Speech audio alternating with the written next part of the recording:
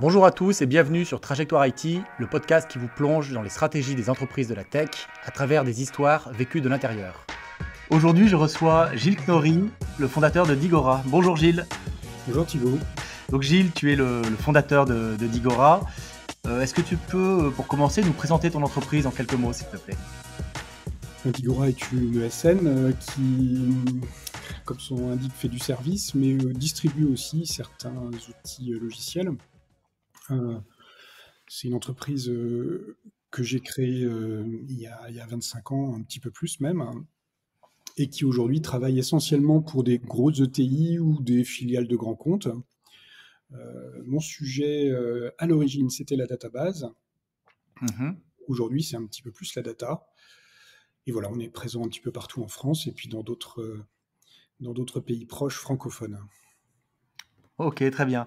Bon, comme tu le sais, j'aime bien dans Trajectoire IT revenir un petit peu sur les débuts du parcours professionnel de mes invités.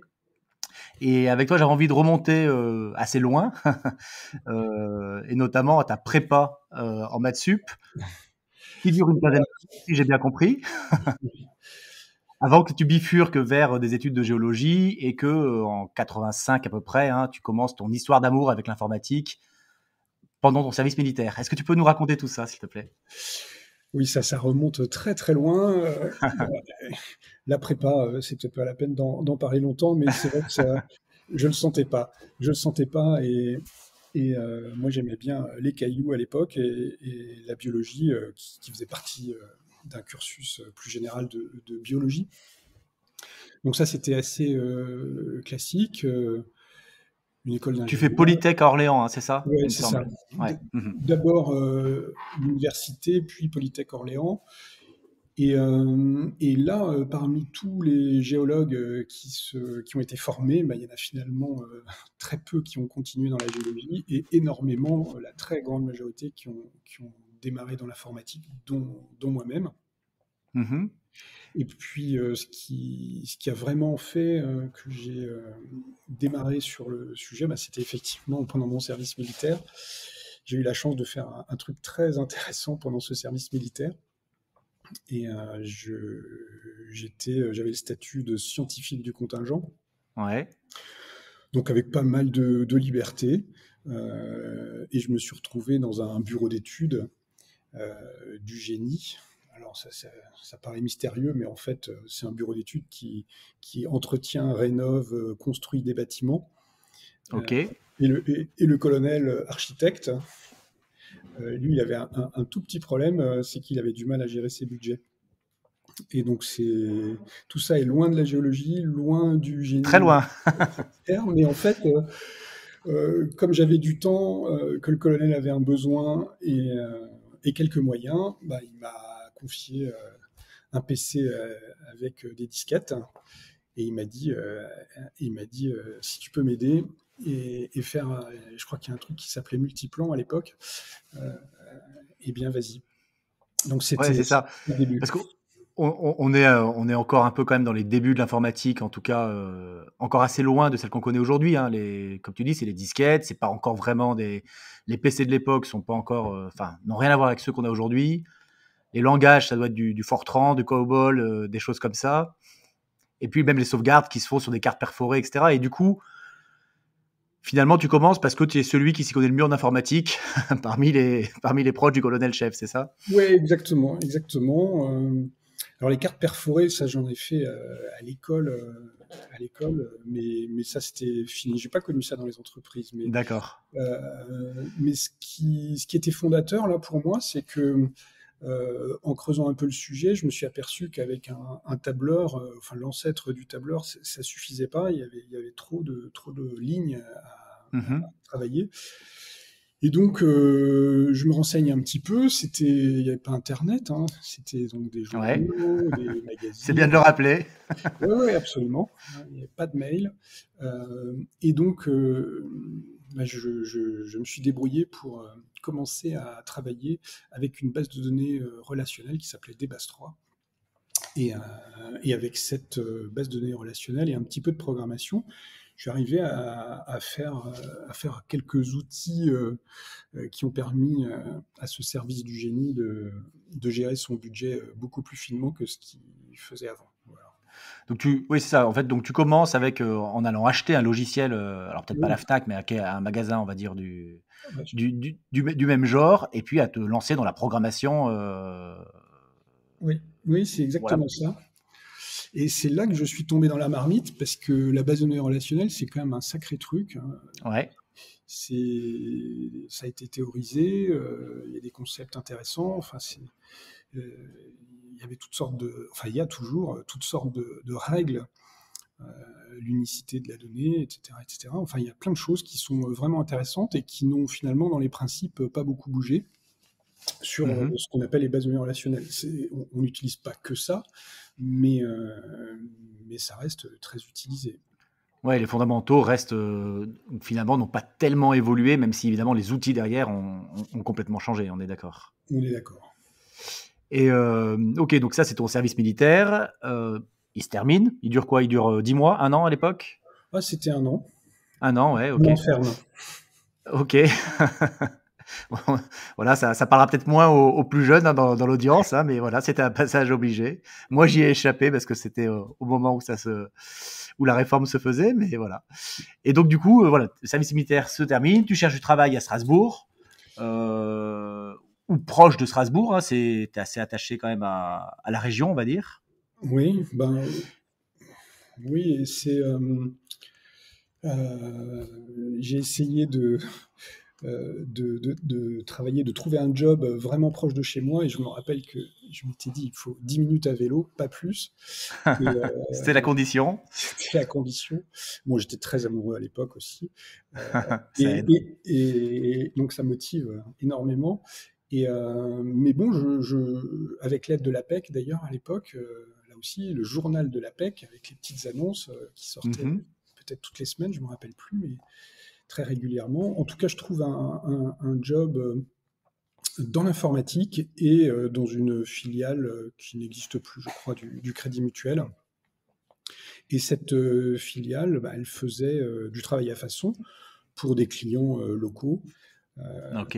Mais disons que c'était quand même très professionnel, très bien fait finalement pour des clients qui avaient des besoins qui nous paraissent étranges aujourd'hui, hein. Un tel client, une clinique voulait qu'on lui gère sa facturation, tel autre, dans un Ouais. cabinet d'expertise comptable, voulait qu'on lui gère ses dossiers.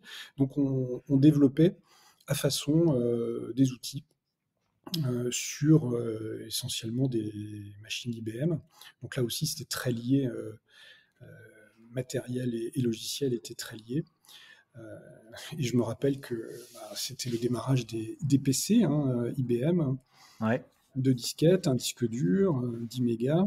Euh, et puis Ce qui surtout, était beaucoup déjà à l'époque. oui, oui, oui, c'était beaucoup. Mais surtout, c'était le principe qui maintenant fait sourire, le principe de commercialisation, c'est que IBM Mhm. livrait et il fallait vendre. Euh, et donc, on découvrait tous les mois, toutes les semaines, ce qu'on devait vendre. Ouais, c'est ça. Il y avait une camionnette IBM Ah oui, oui, voilà, oui. qui se pointait et bah, voici le hardware, le Voici les hardware qu'il faut PC. vendre. Ouais. C'était très lourd, très cher, mais ça se vendait, hein. Ça se vendait bien. Et mais c'est ça qui est intéressant aussi, c'est on était aussi à une époque, il me semble, hein, où les informaticiens devaient être très polyvalents. C'est-à-dire qu'il fallait, il fallait savoir coder, il fallait savoir gérer un réseau, il fallait avoir des connaissances hardware. Aujourd'hui, c'est éclaté en plein de métiers, mais à l'époque, tout ça, c'était le boulot de l'informaticien presque. Donc il fallait avoir une culture quand même, on va dire, informatique assez large. Absolument. Et oui, oui, il fallait couvrir large. Et puis, il y avait des choses qui nous paraissent aussi maintenant bizarres. C'est que les réseaux, par exemple, ils étaient incompatibles les uns avec les autres. Mhm. Et les câblages dans les bâtiments étaient incompatibles les uns avec les autres. Donc, c'était la Il fallait grande. bricoler. Ouais, ouais, voilà, il fallait bricoler, il fallait de temps en temps. sortir le fer à souder pour rebrancher une RS-232, où il fallait sortir la pince à dénuder pour refaire un bout de câble, hein. Ouais. Pas mal, donc ça allait même vers l'électricité, c'est parfait. Et donc du coup, donc tu travailles donc pendant quelques années au sein du Crédit Mutuel dans une branche, alors on dirait ESN aujourd'hui, mais on va dire une branche de services de services informatiques. Et bah, déjà à l'époque, là on va dire que ça n'a pas tellement changé, mais il y a plus de demandes d'informaticiens que de talents disponibles. Et donc tu te fais souvent chasser, tu me disais, hein, par des boîtes qui, voilà, qui sentent qu'elles ont besoin d'accentuer un petit peu ce virage informatique. Euh, Alors, ouais, ouais, ouais, les compétences étaient très rares. À l'époque, je commençais à en avoir quelques-unes. mhm, Pardon. Et donc, euh, c'est vrai que j'ai rarement ou jamais postulé. On est toujours venu me chercher, ce qui est sympa, ce qui est mais confortable, ouais, ouais. très confortable. Et donc, c'est vrai que le Crédit Mutuel, c'était bien, c'était pas loin, c'était à 10 minutes à vélo. Là, j'étais un peu plus loin ensuite et je suis allé chez un nouvel éditeur de logiciels. Maintenant, on dirait une start-up, mais à l'époque, Ouais. c'est quelqu'un qui avait créé sa boîte et qui a fait du logiciel industriel, temps réel. De Et l'ERP plus ou moins, non? C'était oh non, non, non, c'était très technique, très proche des machines à commande numériques. d'accord, ok. C'était vraiment de l'industrie. Euh, et le challenge là, m'avait vraiment intéressé. Et puis, aller développer, coder, c'est quelque chose qui m'intéressait. Bon, voilà, c'était une expérience, mais finalement, c'est là où je me suis aperçu que coder à l'époque, c'était en C, Ouais. c'était pas fait pour moi. J'étais pas très doué pour ça. C'était laborieux et j'ai eu envie de changer finalement assez rapidement après ça. Ouais, c'est-à-dire que tu te rends compte que tu es pas vraiment un développeur, enfin que c'est pas Non, vraiment ton monde. Alors entre-temps, je crois que tu passes, après cet éditeur logiciel, tu passes chez DEC, alors qui ne parlera pareil, peut-être plus pas aux plus jeunes, mais qui est devenu Compaq, là, qui oui, a un nom qu'on a bien connu, qui était une boîte de culture très technique, hein, tu me disais, et qui faisait voilà, de très bons produits. Et là, tu es resté un certain temps chez eux. ouais, je suis resté un certain temps et c'est vrai que ça, c'était vraiment une période de ma vie professionnelle tout à fait passionnante et avec, avec, je ne veux pas dire des déconvenus, mais c'était une boîte côte est des États-Unis, Ouais, très, très loin de l'image des éditeurs californiens qu'on peut très avoir loin, aujourd'hui, quoi. Ouais. très loin, avec, euh, comme ça je le dis à distance, mais une absence de vision marketing assez dingue, avec des certitudes techniques. C'est une boîte qui n'a pas cru en TCP/IP, c'est une boîte qui n'a pas cru Mhm. au PC. C'était le roi des mini-ordinateurs. Ok. Et donc des positions très affirmées, très fortes, mais qui, dans un certain nombre de cas, se sont trouvées finalement complètement à côté de la plaque. Et je suis parti vraiment au sommet de la puissance de DEC, mais qui s'est, avec le rachat de Compaq, puis HP, s'est complètement effondré. Mhm. Il n'en est quasiment rien resté. Si ce n'est une culture d'entreprise qui a été appréciée, hein, je pense, par tous les collaborateurs. C'était avec des valeurs humaines fortes, avec ouais, une culture qui a été très appréciée en interne et par les clients. Donc Ouais, et des compétences techniques ouais. de pointe, quoi. Enfin, vraiment, une culture très, très tech. Oui, oui, culture très tech avec des très bons produits, Mhm. mais des produits qui se retrouvaient complètement à côté de la plaque dans un certain nombre de cas. Ouais. Ouais, ouais, ouais. Bah, c'est ok, un peu allez, j'ai presque envie de dire un peu une caricature du monde, on va dire, du logiciel et de l'IT pendant longtemps, hein, où tout était techno-push et très peu tiré par le marché Tout à et les fait. usages.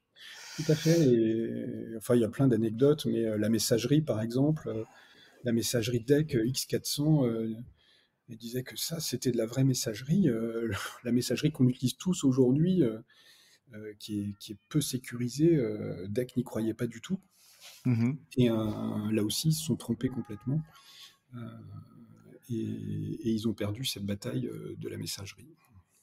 Donc toi, voilà, tu pars de, c'est un vrai virage pour toi, c'est-à-dire que tu pars de deck au moment où, ouais, où c'est un peu au sommet, tu prends on va dire, tu fais ce virage au bon moment, et là, tu attires l'attention d'un grand qui a déjà commencé à émerger, mais qui prend de plus en plus de place, qui s'appelle Oracle. Euh, Ça correspond aussi chez toi au fait que tu te dis, ben non, mais je suis pas vraiment développeur, culture geek, et donc du coup, tu deviens ingénieur avant-vente technico-commercial, on va dire, chez Oracle. Hein, c'est ça, au début des années 90. Oui, c'est ça. Et c'est vrai que j'ai eu une intuition que finalement, la partie hardware, ça m'intéressait pas tant que ça. Et Oracle, la société avec Larry Ellison, qui a finalement inventé le langage SQL, Ouais. c'est quelque chose qui m'a énormément intéressé. Mais Oracle était petit, hein, par rapport à la taille de l'entreprise aujourd'hui. Il n'y avait qu'un seul produit, hein, la Mhm. database. Ouais. Et c'était une croissance. Enfin, Oracle grandissait vite, mais de façon complètement organique, aucun rachat. Et c'était d'ailleurs, ça faisait partie de la culture de l'entreprise à l'époque. Mhm. Et des projets dans tous les sens, partout. Le, C'était l'époque du client-serveur, Ouais. contrairement au mainframe, enfin aux systèmes centraux. Mhm. Donc c'était des années assez passionnantes parce que tout se faisait. Il y avait aussi des problématiques réseau qui étaient beaucoup plus compliquées qu'aujourd'hui. C'est peut-être pas le bon terme, mais disons qu'il y avait chaque dossier, il y avait une partie réseau qui a plus Ouais. de tout aujourd'hui. Et, Bah, oui, puis début des années 90, on est quand même dans un tournant, on va dire, au niveau de l'informatique, hein, Internet et le web qui commence vraiment à émerger, etc. Et les bases de données qui prennent de plus en plus d'importance. Enfin, il me semble oui, hein, il y a oui, pas mal de choses qui se jouent dans les années 90. absolument. Et puis enfin, au début de mon parcours là chez Oracle, la base de données relationnelle était challengée encore dans un certain nombre de cas, ce qui est plus du tout Mhm. le cas aujourd'hui. Euh, Mhm. C'était la grande époque aussi où SAP avait hésité entre différentes bases de données. Il y avait des choses qui marchaient, il y avait des configs SAP qui marchaient, d'autres qui marchaient pas. C'était et dans l'industrie, aux grands industriels français ont commencé à utiliser des bases de données relationnelles pour piloter leurs usines. Ouais. Les problèmes de performance s'éloignaient petit à petit euh, et c'est devenu effectivement complètement universel. Ouais. Et en même temps, il y a l'entrepreneuriat qui trotte, qui trotte dans un coin de ta tête depuis un petit moment. Alors, il y a toujours on va dire, c'est jamais toujours le bon moment, hein, pour les raisons familiales, professionnelles ou je ne sais quoi. Mais quand même, en 96, alors que tu travailles encore chez Oracle, tu décides de créer Digora sans trop savoir ce que tu vas en faire, hein, au départ. Oui, c'est peut-être curieux, mais ça me trottait depuis longtemps, toujours dans l'idée de pouvoir être maître de mon destin. Mais c'était voilà, donc j'étais avec des associés, amis, connaissances, et, j'ai créé Digora sans vraiment savoir quoi faire avec. Bon, de toute Tu n'avais pas façon, fait de business plan. non, non, non, zéro business plan. De toute façon, j'étais occupé largement chez Oracle. Mhm. Donc c'était plus compliqué à l'époque aussi, hein. Il fallait quand même mettre un peu d'argent sur la table. Oui, oui, et puis même culturellement, c'est vrai que créer, Oui, créer sa société, c'était moins dans l'air du temps, on va dire. oui, complètement. Et c'est pour ça qu'aujourd'hui, je pense que le terreau est beaucoup, beaucoup plus favorable qu'à l'époque. À l'époque, c'était pas une start-up, hein, c'était je crée ma boîte, mais comme je savais pas quoi faire avec. Et donc pas de business plan, ça veut dire que je crée cette entreprise la chambre de la maison familiale, avec de l'argent emprunté à mes parents. Mais bon, voilà, au moins Des francs encore à l'époque? des francs, bien sûr, 50 000 francs. Comme on était plusieurs, j'ai pas mis toute cette somme, mais aujourd'hui, avec 1 euro, on crée une société. Hein, c'est pas du Ouais. tout la même chose. Donc c'était voilà un début des fondations finalement assez légères pour démarrer. Ouais, donc voilà, il y a Digora qui existe. On ne sait pas encore trop ce que ça va devenir. Toi-même, tu ne sais pas trop encore vers quelle direction ça va prendre. Tu travailles toujours chez Oracle. Mais un jour, bah, coup de tonnerre, Oracle te licencie à l'américaine, j'ai envie de dire. Ouais, alors malheureusement, c'est des choses qui arrivent tout le temps dans toutes sortes de boîtes pour qui finalement la ressource humaine est une variable, hein, souvent d'ajustement, ce qui a été mon cas. Donc c'est vrai que ça a été un moment compliqué, très très marquant pour moi, où juste avant Noël, on m'appelle, et quand je dis on, c'était même pas mon manager, qui m'appelle pour me dire que je vais avoir un courrier désagréable. Et effectivement, le jour de Noël ou la veille, j'ai une lettre commandée euh, m'enjoignant de partir avant la fin de l'année. Donc, avec voilà, une dizaine de jours pour se Pour retourner. faire les cartons. Voilà, pour faire les cartons, c'est déjà pas mal, 10 jours. Hein. Il y a dans les pays anglo-saxons ou en Oui, Espagne, ça peut aller encore plus vite. Tout à fait. encore plus vite. Mais bon, voilà, moi j'étais très surpris, très très surpris par ça. Et c'est là où le moment pour moi était oui, a été très important pour Digora. Mais qu'est-ce que je fais? J'ai créé une boîte qui sert à rien. Est-ce que je la rejoins? Enfin, qui sert à rien. Elle tournicotait à peine, mais Ouais. où je la rejoins? Ah, où je la rejoins, où finalement je rentre en guerre contre ces méthodes barbares. euh, et finalement, je démarre une procédure contre mon employeur. Ok. Donc là, on passe des coups de fil à droite et à gauche, on se fait conseiller, et puis bah, je choisis la solution finalement de l'apaisement et de la collaboration avec Oracle. Voilà. Très bien. Bon, et puis ça sera l'occasion aussi pour les auditeurs du podcast de savoir que tu as un chien.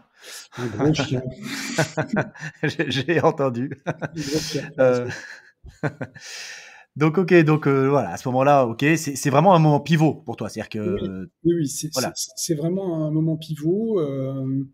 Et là, bah, on peut plus réfléchir. Là, il faut entrer en action rapidement, rapidement. Et bah, du coup, je rejoins la société que j'avais créée.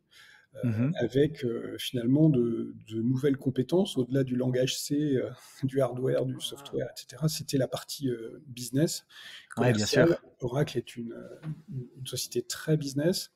Ouais. Et donc ça, je l'ai amené avec moi, et ça a permis, je pense, vraiment de faire décoller Digora. Ouais, c'est ça, parce que ça fonctionne assez vite, bien, assez rapidement. Tu commences à embaucher. Enfin, je sais pas, au tournant des années 2000, vous êtes peut-être déjà autour d'une dizaine de personnes, c'est ça? Oui, oui, oui, et puis ça augmente régulièrement, toujours sur un mode projet. Ça, c'est peut-être un Ouais, peu original. Euh, on n'a pas, pratiquement pas fait, on commence à le faire, mais à l'époque, pratiquement pas, de régie. C'est vraiment, on travaille en mode projet. ouais, À l'époque aussi, les sociétés faisaient des cahiers des charges, bien sûr. font de moins en moins. Donc C'était plus au forfait qu'à oui, l'agilité, j'imagine? absolument, absolument.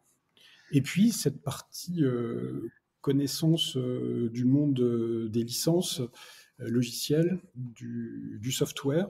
Et donc ça a permis de coupler des compétences techniques et des compétences finalement commerciales, ou, enfin, en ce qui concerne les licences. C'est vrai que on commençait à avoir un basculement, et la valeur était de plus en plus sur la partie software que sur la partie hardware. Ouais. Donc là, c'était vrai que c'était intéressant, même tout au début, d'avoir cette connaissance commerciale et techniques pour pouvoir proposer à nos clients les meilleures architectures possibles. Ouais, ouais, et puis tu as raison, c'est vraiment le moment du basculement qui se fait sur plusieurs années évidemment, hein, mais ouais, où le hardware domine vers le software. Et ce qui est intéressant aussi, c'est qu'assez tôt, d'après ce que j'ai pu comprendre, tu as une vision assez claire hein, quand même de l'évolution du business model.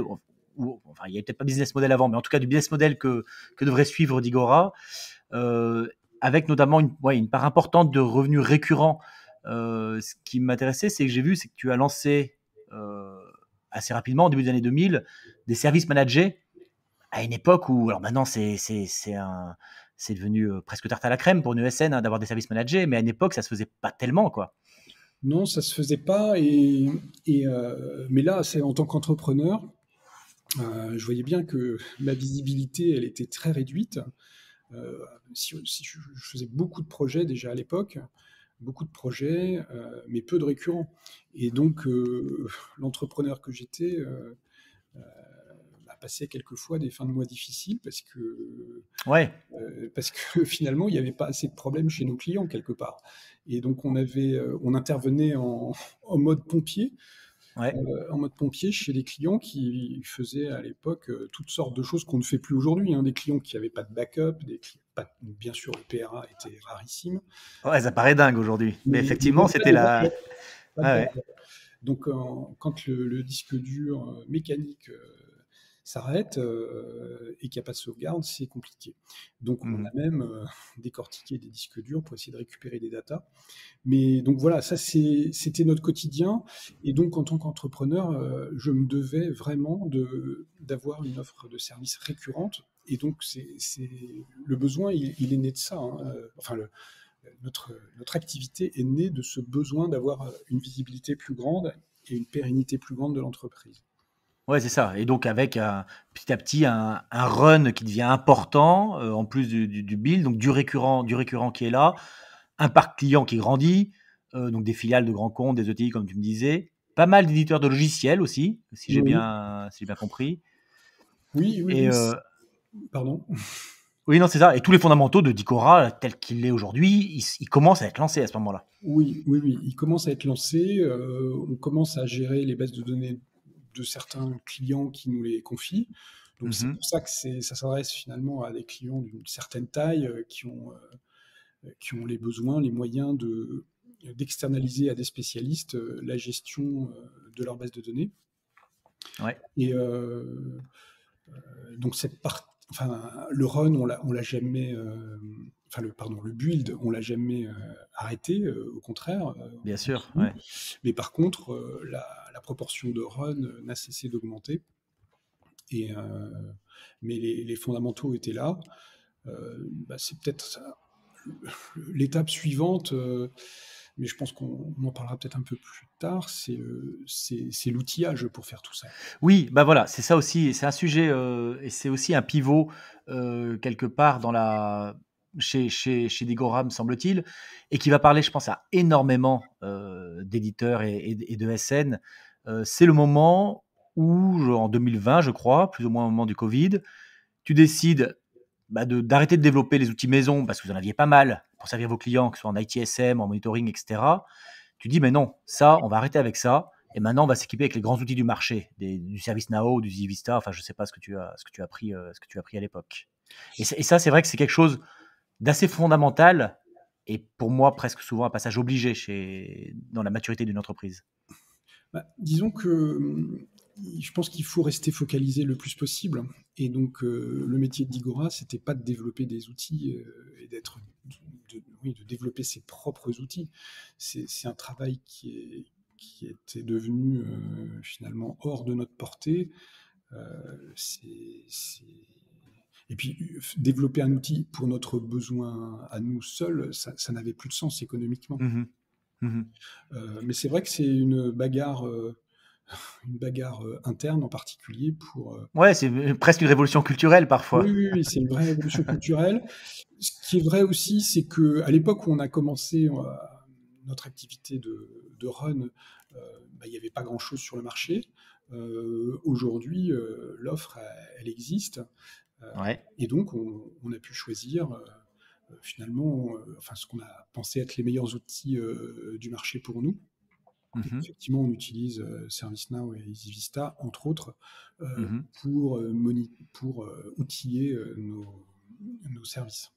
Ouais, et donc ça permet de, on va dire, de motoriser certaines choses et de passer, moi, ce que j'appelle souvent, hein, passer d'un stade, alors, j'ai envie de dire un peu artisanal, même si Digora à l'époque, en 2020, c'est déjà une grosse boîte, hein, enfin, c'est déjà une très belle PME, mais voilà, passer à un stade de maturité industrielle encore plus fort, quoi. Ah oui, alors, et le mot industriel est important parce que c'est bien dans cette dynamique-là qu'on s'est inscrite. Enfin, on a systématiquement des clients qui sont plus gros que nous, Mhm. qui évoluent aussi, qui travaillent en mode ISO, ITIL, et donc ça a été vraiment un point très important pour nous, là. Enfin, c'est un point, c'est toujours. Ouais, et dans la confiance qu'ils vous accordent. Ouais. Ouais, voilà, il faut qu'on ait une qualité industrielle pour nos services. Résultat des courses, aujourd'hui, Digora, c'est 33 millions de chiffre d'affaires, 160 collaborateurs, donc c'est vraiment une belle ESN. Et ce qui m'a marqué aussi, c'est qu'il y a une forme de fidélité assez forte aux valeurs de départ. C'est-à-dire que le siège est toujours à Strasbourg, la croissance, elle est essentiellement bootstrap, et elle est organique, pas tellement d'acquisition. Les revenus, c'est toujours à 2 tiers du récurrent et très peu de régie. Il y a une forte attention à l'humain. Il y a un service, toujours une attention forte portée au service avec pas de casserole, quoi. Enfin,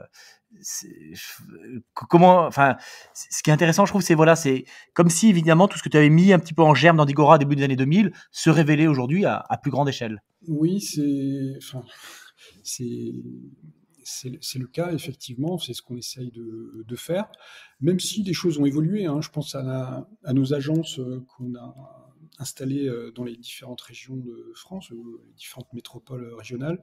Ces agences, au départ, on les avait conçues pour amener l'expertise au plus près de nos clients. Ouais, Et en fait, c'est plus du tout le cas, surtout après le Covid. Les experts, oui, ils sont là où ils habitent. Mais en revanche, on maintient ces agences pour pouvoir être le plus proche de nos clients, pour mieux comprendre leurs problématiques, disons que les consultants qui sont proches de nos clients sont plutôt des services delivery managers que des ouais, experts aujourd'hui. Mais on, complètement. on maintient cette proximité, même si c'est plus dans le même but qu'au départ. Oui, parce que voilà, si je disais le siège toujours à Strasbourg, des agences aujourd'hui, il y en a à Levallois, à Lyon, à Bordeaux, à Lille, à Rennes et au Maroc aussi, plus Oui, oui, récemment. oui, oui. Alors, le Valois, c'est même plus qu'une agence. Enfin, c'est là où principalement notre Oui, business est à Paris. oui. Mhm. Euh, le back-office est à Strasbourg.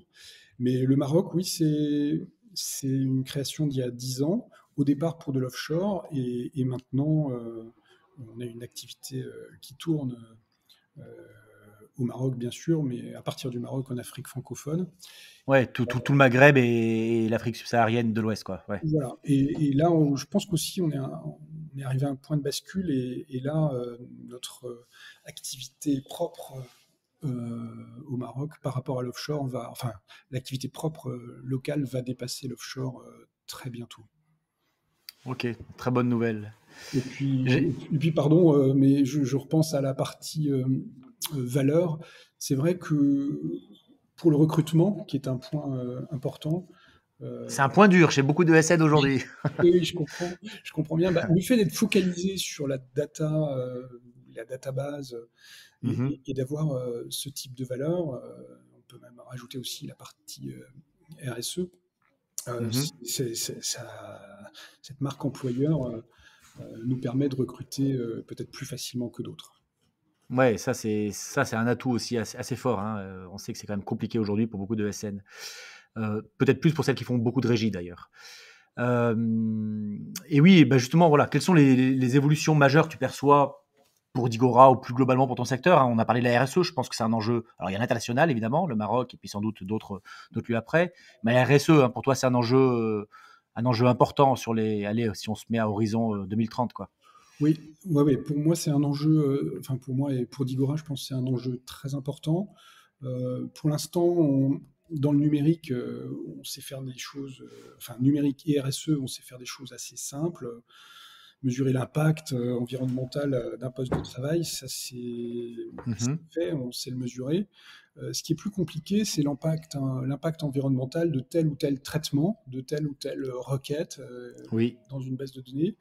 Et donc la mesure n'est pas vraiment faite aujourd'hui. On ne sait pas ou très mal quantifier ces choses-là pour pouvoir effectivement réagir et finalement éteindre les VM qui ne servent plus à rien dans Oui, parce que c'est pas le. quelconque.